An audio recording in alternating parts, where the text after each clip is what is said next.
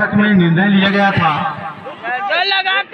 राशि एवं चावल के लिए, तो कृपया करके जो ग्राम पंचायत व राजीव युवा विकास क्लब के राशि जमा नहीं हुआ है, तत्काल सचिव ग्राम पंचायत गुजरात के पास अति शीघ्र जमा करें, ताकि जो भोजन व्यवस्था है या अन्य व्यवस्था है उसमें असुविधा न हो।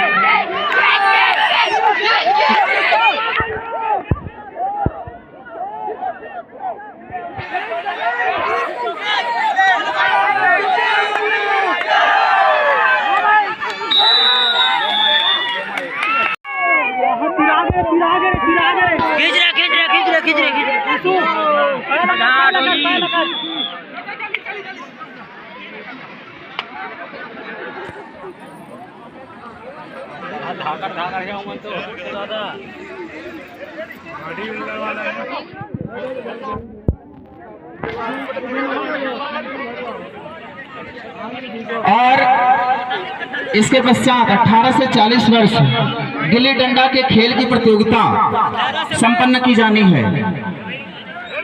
18 से 40 वर्ष, ध्यान देंगे, 18 से 40 वर्ष गिल्ली डंडा खेल की प्रतियोगिता संपन्न की जानी है। जितने भी प्रतिभागी हैं मंच के सम्मुख ही